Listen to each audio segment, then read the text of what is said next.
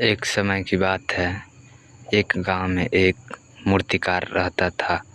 मूर्तिकार के प्रति अत्यधिक प्रेम के कारण उसने अपना संपूर्ण जीवन मूर्तिकला को समर्पित कर दिया था। परिमाणतः वह इतना पारंगत हो गया था कि उसकी बनाई हर मूर्ति जीवंत प्रतीत होती।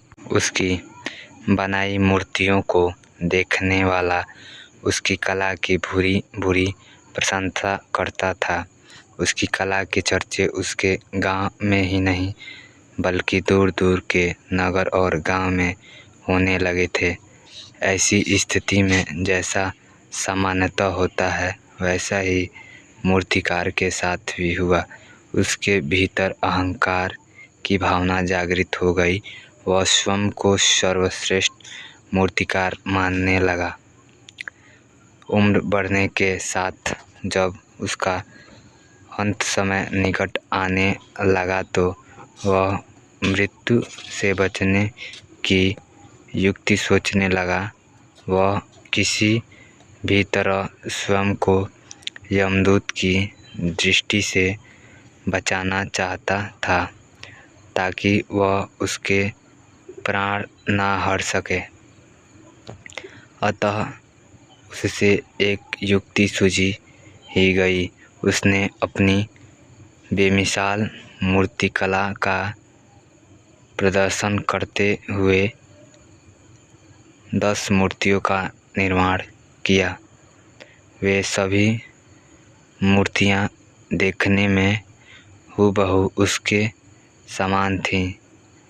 निर्मित होने के पश्चात सभी मूर्तियां इतनी जीवित प्रतीत होने लगीं कि मूर्तियों और मूर्तिकार में कोई अंतर ही ना रहा।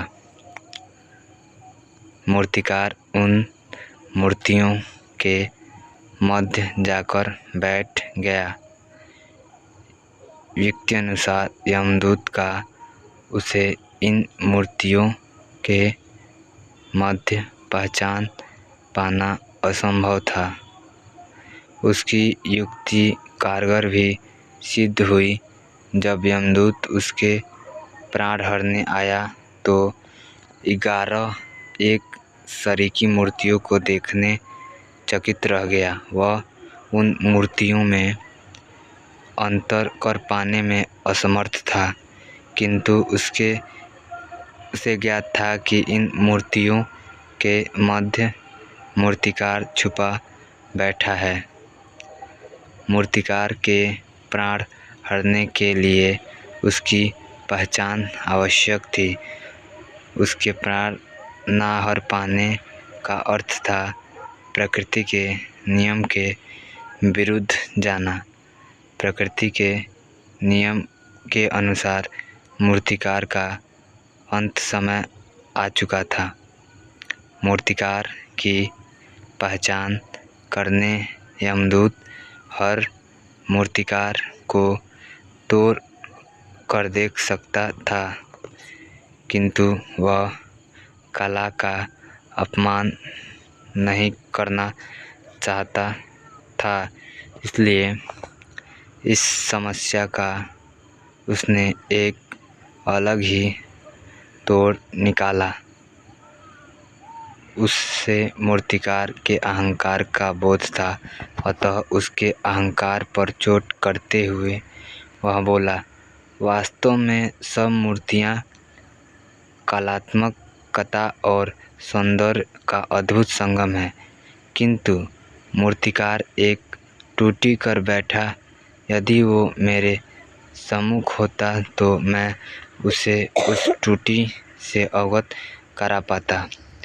अपनी मूर्ति में टूटी की बात सुन अहंकारी मूर्तिकार का अहंकार जग गया। उसने रहा नहीं गया और झट से अपने स्थान से उठ बैठा और बोला, यमदूत से बोला, टूटी असंभव। मेरी बनाई मूर्तियां सर्वदा टूटीहीन होती हैं। यमदूत की व्यक्ति काम कर चुकी थी, उसने मूर्तिकार को पकड़ लिया और बोला, बेजान मूर्तियाँ बोला नहीं करती और तुम बोल पड़े।